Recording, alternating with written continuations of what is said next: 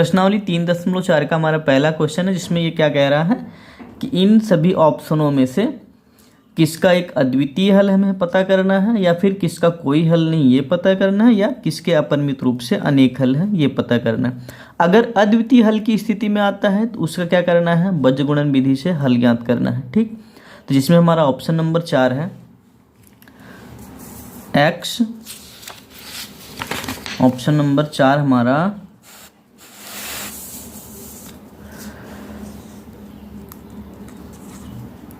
x minus 3y minus 7 बराबर में 0, 3x minus 3y minus 15 बराबर 0। ठीक, हमें क्या पता करना है, या तो ये अद्वितीय हल वाला समीकरण है दोनों, या फिर कैसे हैं, इनका कोई हल नहीं है, इनका कोई हल नहीं है, या तो अपरिमित रूप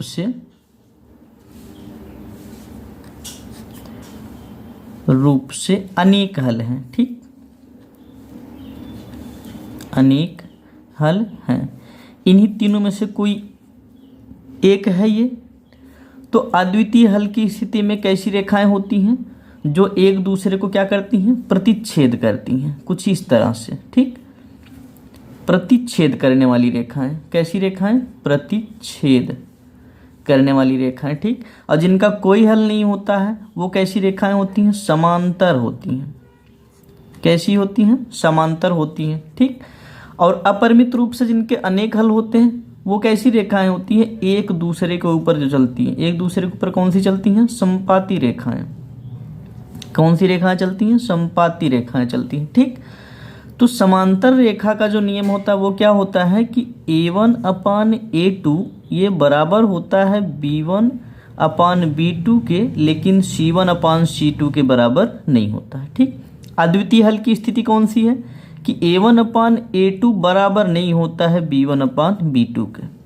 अगर ऐसा आ गया इनका, ठीक, तो हमें क्या करना है, उसे बीजगणित विधि से हल ज्ञात करना है। ये कह रहा है कि अगर अद्वितीय हल की स्थिति में आ जाता है, अद्वितीय हल की स्थिति में आ जाता है तो उसे बीजगणित विधि से हल ज्ञात करना है। ठीक, और संपाती का नियम क्या होता है कि सारे के सारे बराबर होते हैं। a1/a2 बराबर होता है b1/b2 के, बराबर होता है c1/c2 के।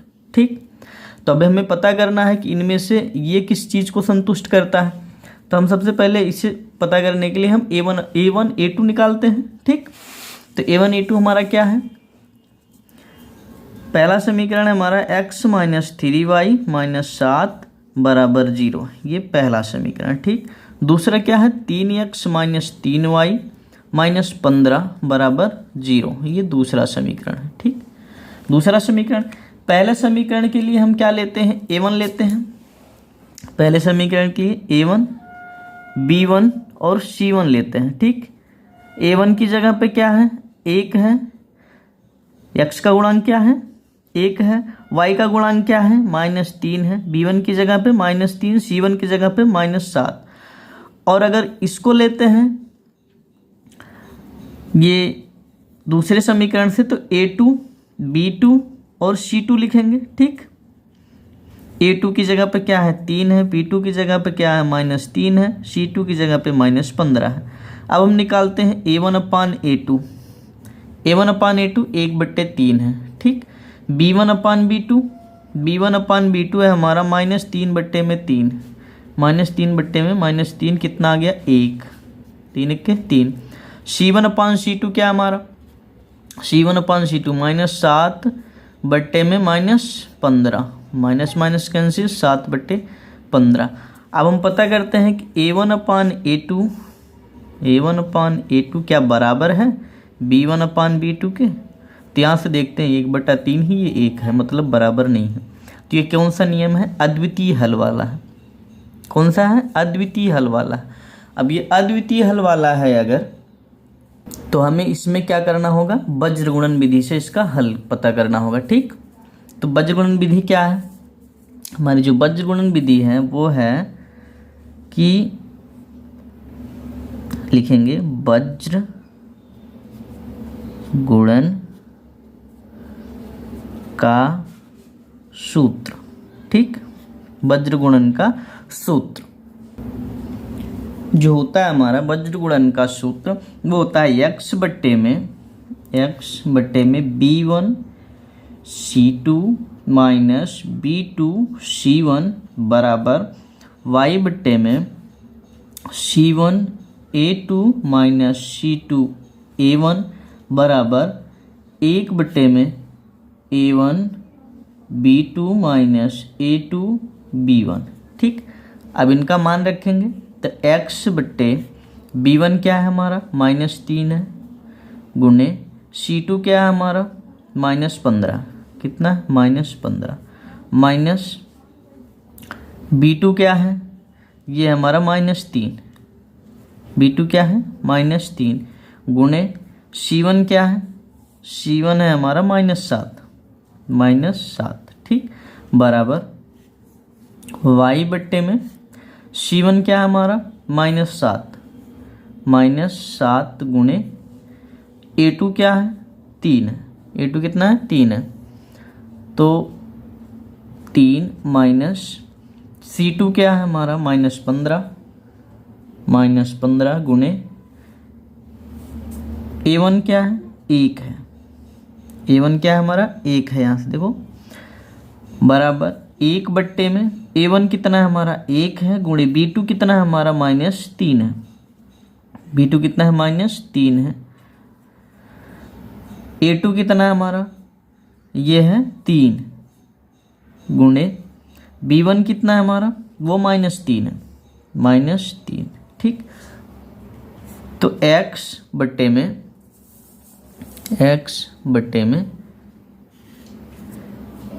Minus minus plus 15 45 minus minus plus plus minus minus, ठीक, 3 सता 21 बराबर y बट्टे में माइनस प्लस माइनस 7 त्रिक 21 -21 माइनस माइनस प्लस 15 1 15, ठीक, बराबर में 1 बट्टे -3 3 1 3 माइनस माइनस प्लस 3 तिहाई 9, ठीक, 9 हो गया।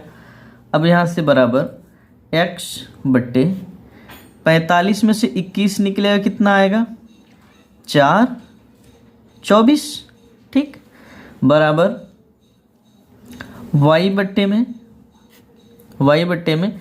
15 में से 21 में से 15 निकलेगा माइनस लगेगा क्योंकि माइनस का चिन्ह बड़ा है -6, ठीक, बराबर 1 बट्टे 9 में से 3 निकलेगा 6 बचेगा, 9 में से 3 निकलेगा 6 बचेगा। अब यहाँ से हम देखते हैं कि x बट्टा 24 भी और y बट्टा -6 भी किसके बराबर है 1 बट्टे 6 के बराबर, किसके बराबर है 1 बट्टे 6 के बराबर है। तो हम यहाँ से लिख सकते हैं x बट्टा 24 बराबर है किसके 1 बट्टा 6 के, तो 6x बराबर क्या हो जाएगा तिरछा गुणा होगा तो 6x बराबर 24, ठीक, x बराबर क्या आ जाएगा 24 बट्टे में 6 चौका 24, x बराबर कितना आया हमारा 4 आ गया, x बराबर 4 आ गया। इसी तरह से y बट्टे में 6 किसके बराबर है हमारा y बट्टे 6 भी बराबर है किसके, y बट्टे 6 हमारा बराबर है 1 बट्टे 6 के, तो 6y तिरछा गुणा होगा तो 6y 6 के 6y बराबर 6, y बराबर कितना आ गया 1, y बराबर कितना आ गया 1, x बराबर 4 और y बराबर 1, ये क्या है हमारा आंसर है, ठीक। सॉरी थोड़ा सा गलत हो गया, थोड़ा सा क्या गलत हो गया कि ये y बट्टे -6 तो ये -6 का गुणा इधर होगा तो -6 हो जाएगा, y बराबर -1 आएगा, ठीक।